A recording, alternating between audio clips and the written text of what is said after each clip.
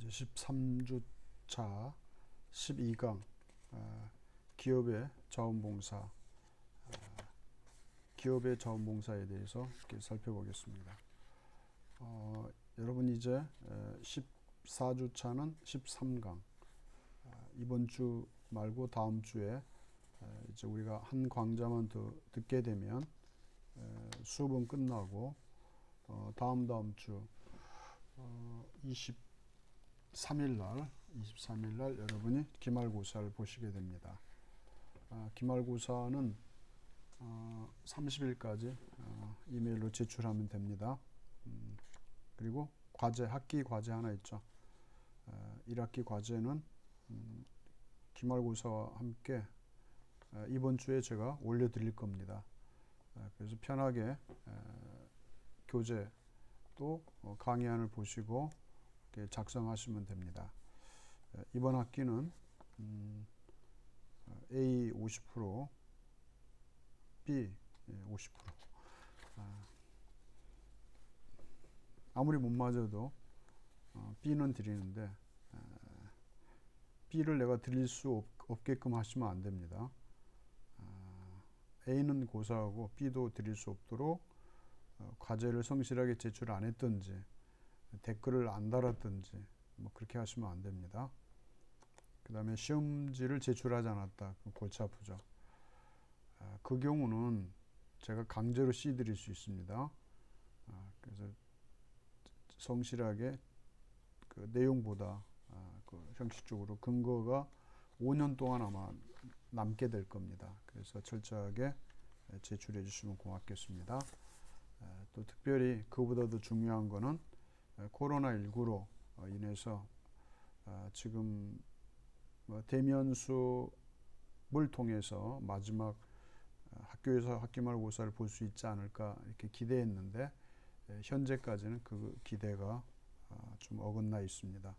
여러분 건강 유의하시고 코로나19 예방수칙을 잘 지키시기 바랍니다. 자, 오늘 이제 수업에 들어갑니다. 학습 목표는 기업의 자원봉사의 어떤 개념과 역사에 대해서 살펴보고요. 그 다음에 기업의 자원봉사의 유형 또는 현황, 또 기업에서 자원봉사를 하게 된 동기, 또 기업 사회 공헌을 위한 그 새로운 어떤 패러다임, 이런 것들을 여러분이 학습하면서 이해할 수 있게 됩니다. 그 네 가지 관점에서 접근하려고 합니다. 여러분 기업이 자원봉사 활동을 하게 되면 시민사회에서 기업이 자원봉사 활동을 한다? 너무나 당연하다고 생각하겠죠. 왜냐하면 기업은 그 사회에서 그 집단의 성격의 구성원으로서 마땅히 그 사회 환원이라는 차원에서 활동하는 것이 당연한 의무죠. 그래서 자원봉사 실천 주체가 개인이 아니라 또 어느 단체가 아니라 기업이라는 성격 때문에 남다른 관심과 또 그 기업에서 자원봉사 활동하게 되면 개인이나 또 어떤 소 집단에서 할 수 없는 그런 일들을 수행하게 될 것입니다. 그래서 기업이 기업 윤리라는 그런 관점에서 이제 자원봉사 활동에 참여하는 것이 너무나 바람직하고 그것이 요구되고 있습니다. 그래서 기업의 구성원 중에 특히 임직원들은 그 아동복지시설이나 장애인 그 복지관 등 그 사회복지 조직 기관 이런 데를 방문하고 봉사활동을 하고 있는 것을 볼 수 있습니다. 또 때로는 기업에서 복지관을 운영할 수도 있고 또 시설을 설치해서 사회환원이라는 측면에서 활동을 하기도 합니다. 그래서 큰 기업에 보면은 복지재단이 있죠. 복지재단에서 활동할 수도 있습니다. 그래서 오래된 역사가 깊은 대학에서는 연세대라든지 보면 여러분이 연세라는 이름으로 각 지역에 전국에 그 복지관이 있는 것을 확인할 수 있을 것입니다. 특별히 꼭 기억되는 그런 어떤 복지시설 중에는 과거의 고아원 있죠. 고아원. 지금은 이제 고아원이라고 부르지 않죠. 그래서 청소년들이 19세 이전에, 성인이 되기 이전에는 그곳에서 활동하게 됩니다. 그래서 아동복지기관에서 활동하고 이제 나이가 차게 되면 그 연세복지재단에서 운영하긴 하지만 국가에서 지원되는 게 많죠. 그래서 아마 독립하고 19세 이상이 되면 그 사회 정착금으로 해서 1인당 정확하진 않지만 제가 알기로 2천, 3천, 정확하게는 지금 혼돈이 되고 있는데 정착금으로 이렇게 지원하는 그 금액도 있습니다. 근데 그걸로 부족하죠. 그래서 다시 돌아오는 경우가 있는데 정착할 수 있도록 지원하고 또 미리 혼자 독립할 수 있도록 지원하는 것이 매우 필요합니다.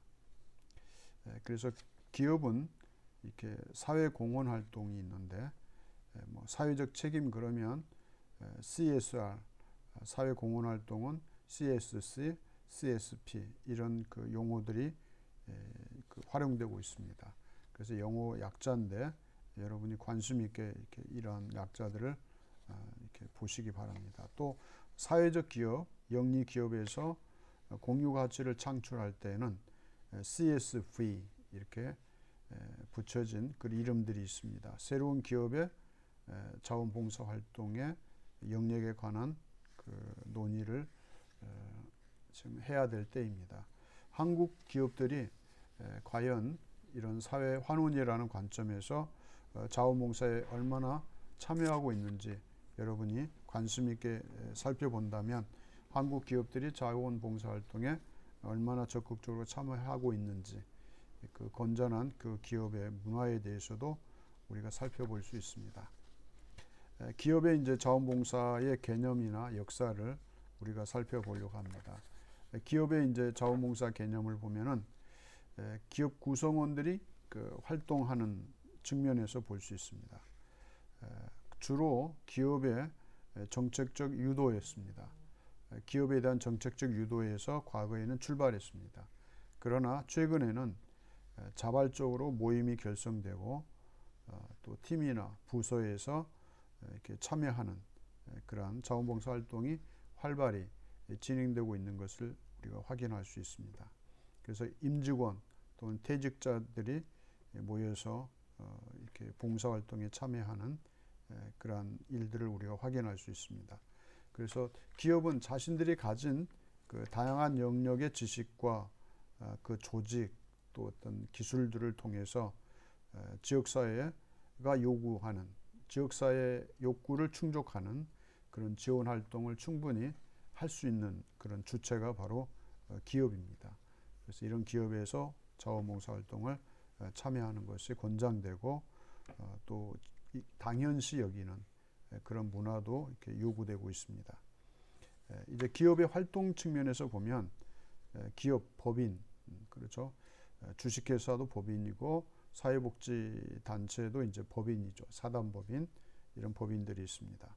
이 기업은 사회적 책임이라는 그 관점에서 기업의 경영 활동을 통한 또 기업 활동을 통하여 얻게 되는 그 수익의 일부를 사회에 환원한다는 그런 책임 하에서 자원봉사 활동은 고려하거나 활동을 이렇게 실천하는 것은 매우 중요한 그 일 중에 하나입니다. 그래서 경제적, 법률적, 윤리적, 자선적 그런 책임으로 이제 구분될 수 있습니다. 또 기업 시민으로서 기업도 하나의 시민으로서 책임 또는 기업 시민 정신 이런 관점에서 기업이 사회적 책임을 다하는 그런 모습에서 자원봉사 활동을 하게 되는 참여하게 되는 그런 것은 너무나 당연하고 권장돼야 될 일입니다. 그래서 기업의 사회적 책임을 본다면 경제적 책임에서는 경제적 부를 유지하고 또 소비 욕구를 충족시키기 위해서 기업이 봉사활동에 참여하는 것은 기업 홍보와 기업에 대한 어떤 신뢰성을 확보하는 데 매우 중요하죠. 법률적 책임이라 하면은 법률적 규제의 범위 안에서 경제적 사명을 다해야 됩니다. 경제적 측면에서 수익을 얻었다면 그 사유에 환원하는 것이 너무나 당연하죠. 윤리적 책임에서 본다면 도덕적 규율을 준수하는 거죠. 도덕적 책임이죠. 또 사회 변화를 위한 기업의 책임을 보고 우리는 이야기할 수 있습니다. 또 기업은 시민으로서 시민 단체로서 책임을 다해야 됩니다. 또 기업은 또 시민이라고 할 수 어렵죠. 단체죠. 시민단체. 그런 기업의 정신을 우리는 자선적 책임, 스스로 그것을 긍정적으로 참여하게 될 그런 사회적 책임을 이제 강조해야 됩니다. 그 기업이 자발적으로 참여하고 적극적으로 능동적으로 참여할 수 있는 그런 자원봉사 활동이 되어야 되겠습니다. 또 이제 기업이 사회 공헌 활동을 통해서 기업도 그 공익 활동을 통하여 신뢰를 확보하고 또 기업이 나아가는 어떤 지향하는 방향에 적절하게 대응한다면 그 기업은 그 시민들이 존경하게 되고 신뢰하게 됨으로써 건실한 기업으로 성장할 수 있게 될 것입니다. 그 다음 이제 사회 공동체의 한 그 어떤 시민단체로서의 기업, 중요하죠. 기업 시민, 좀 말이 그렇지만 교과서에도 있습니다. 기업 시민으로서 기업이 수행하는 자원봉사 활동은 어떤 것들이 있는가? 광의적으로 우리가 본다면 기업의 자원봉사 활동은 사회적 공헌 활동을 포함하는 사회적 책임으로 볼 수 있고요. 이제 협의적 그 관점에서 자원봉사를 우리가 본다면 기업 구성원인 임원진에 의해서 팀장이나 부서장에 의해서 이루어지는 그런 활동이 되겠습니다. 그래서 기업은 기업 전체, 기업이 하는 자원봉사 활동이 있고 기업 안에 있는 부서나 팀이 참여하는 그런 활동들이 있습니다. 이것은 자원봉사 활동을 통해서 기업이 건강하다는 사실을 지역사회에 보여주고 또 지역사회 안에서 지역사회 욕구를 충족시키기 위한 기업의 자원봉사 활동은 매우 바람직한 일이 아닐 수 없습니다. 그 다음에 이제 기업의 자원봉사의 역사를 보면 기업의 사회공헌 활동을 중심으로 본 기업의 자원봉사의 역사를 볼 수 있습니다. 우리는 1939년 설립된 사양사기 1939년 나와 있는 양령재단이 시초였다고 봅니다. 그리고 1980년대 이전까지 보면은 우리는 기업의 자원봉사 활동의 그 역사를 사회공헌 활동이라는 관점에서 살펴볼 수 있습니다. 사회적 책임을 사회 책임의 경영이라고 이제 붙여지는 그 시초는 사회적 책임을 생각하고 경영하는 그 기업은 어떤 기업들이 있느냐, 그 대표적인 그 사례가 유한양행입니다. 유한양행. 이건 설립 이념과 경영 철학과 지배 구조, 운영 방식, 이윤의 사회 환원, 이해 관계자와의 관계, 이러한 것들이 사회 책임 경영이라는 그런 아예 회사 정관에 이런 것을 넣겠죠. 유한양이 이것을 잘 감당했던 것을 알 수 있습니다. 여러분 유한양행은 우리가 잘 알 수 있죠. 유한 킴벌리, 유한에서 생산하는 모든 것들은 사회가 다 신뢰하고 인정하는, 그것이 이제 약품도 있고 또 이제 생필품도 있고 다양한 것들이 생산되고 그 제품도 질이 고급이라는 것을 우리가 알 수 있습니다. 또 유한대학교도 설립되어 있죠. 여러분이 알고 있는 그런 기업이 있습니다. 또 1980년대까지 이거 살펴보면 공익법인 중심의 교육 및 장학 사업들이 있었고요.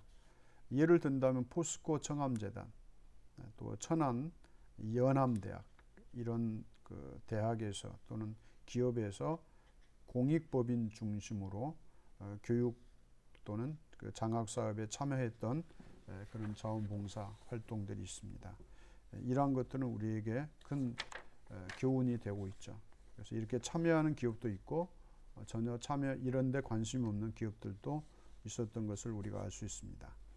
1980년대에 들어서서 우리가 살펴본다면 이제 80년대는 경제 발전이 이루어졌죠. 일자리 창출을 위한 인재 육성도 있었고, 그래서 일자리 창출과 인재 육성을 위해서 장학재단이나 학교의 설립과 같은 교육 중심의 활동도 이제 80년대 이제 활발히 전개됐죠. 그래서 80년대 이후에 대학들도 많이 생겼죠. 지금은 대학이 이제 감소되는 추세입니다. 이웃돕기 성금 활동도 활발했고 구 활동에도 활발히 진행됐던 때가 80년대부터였다는 것을 우리가 알 수 있습니다. 이제 90년대 접어들면서 기업의 사회봉사단이 기업 사회봉사단이 이제 생기기 시작했습니다. 그 제도화로 이제 추진됐던 때가 1990년대 중반부터 일부 기업이 사회봉사 전담 조직과 부서를 설치했던 것을 우리는 확인할 수 있습니다. 그래서 삼성 기업에서 삼성 사회봉사단 1994년 10월에 창단되었고 기업 내부의 조직으로서 기업 경영과 사회 공헌 활동이 적극적으로 연계되기 시작했습니다. 그러다 이제 IMF 경제 위기 이후에 양적 성장의 그 시작이 되었던 것이 이제 어려움을 겪기 시작했죠. 그래서 IMF 이후에 좀 위축된 자원봉사는 최근에 다시 또 활발히 이루어진 것을 우리가 알 수 있죠. 그래서 경제 위기가 가져왔던 한국 사회의 변화가 있었죠. 기업의 구조 조정이 있었고 또 그 책임 의식이 더 강화되기 시작했죠. 그 정경련의 기업 사회 공헌 패러다임이 구축되었고 사회 공헌 백서를 출판하고 기부를 중심으로 하는 그 자원봉사와 관련된 패러다임이 구축된 것을 알 수 있습니다. 그 다음에 이제 밀레니엄 시대라고 말하죠. 2000년대 접어들면서 기업의 사회 공헌 활동을 중심으로 본 기업의 자원봉사를 우리가 살펴볼 수 있습니다. 이때 이제 CSR, 사회적 책임, 기업의 사회적 책임 이것이 이제 부각되기 시작했습니다. 삼성, 포스코, 현대, LG, SK 등 이런 사회 공헌팀이 배치되었고 이제 홍보, 마케팅과 함께 연계해서 사회 공헌 활동이 이제 시작되었습니다. 그래서 패러다임의 전환기를 맞이했죠. 이제 기존의 기부와 같은 사회복지기관에 대한 지원에서 사회적 가치와 기업적 가치를 모두 고려한 전략적인 사회 공헌 활동이 시작되었습니다. 그래서 이제 자원봉사 활동은 기업의 홍보와 또 함께 기업의 어떤 그 가치와 그 신뢰 이런 문제들이 부각되기 시작했습니다. 근데 2000년대 이제 후반에 보면은 기업의 사회 공헌 활동이 정부의 추진 정책의 방향에 이제 편성하게 되었죠.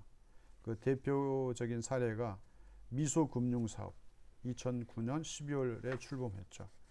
이제 저소득자, 신용불량자를 대상으로 한 소액 대출이 시작되었습니다. 그 다음에 정부 주도에 의해서 시작된 것이 있었고, 이제 국민은행, 기업, 신한은행, 우리은행, 하나은행 등 금융사가 함께 이제 참여하게 되었죠.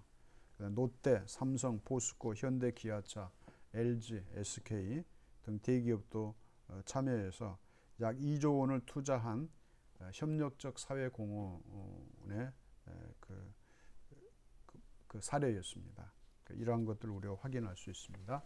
그 다음에 2010년 그 이후에 보면 사회 공헌 활동의 그 대상과 분야가 확장되었습니다. 문화, 예술, 환경, 체육 등 다양한 분야에서 또 해외에도 진출하게 되었죠. 그래서 외국의 그 이제 법안을 보면 인도네시아, 외국의 법인죠. 외국의 인도네시아, 중국에서 자국의 그 진출한 해외 기업에 대해 사회봉사, 사회공헌 활동이나 CSR를 권장하고 의무화하고 또 중견기업 및 중소기업까지 확장하기 이제 시작했습니다. 그래서 이제 주체 확장은 대기업 중심으로 하던 것을 탈피하고 중견기업과 중소기업까지 이제 확장하는 그런 일이 이때 이제 시작되었던 것입니다. 그래서 우리는 지금까지 이제 자원봉사 활동의 개념과 그 역사에 대해서 살펴봤습니다. 이제 2교시에서는 기업의 자원봉사의 유형과 그 현황들을 살펴볼 것입니다. 이제 2교시에서 여러분 다시 뵙도록 하겠습니다. 수고하셨습니다.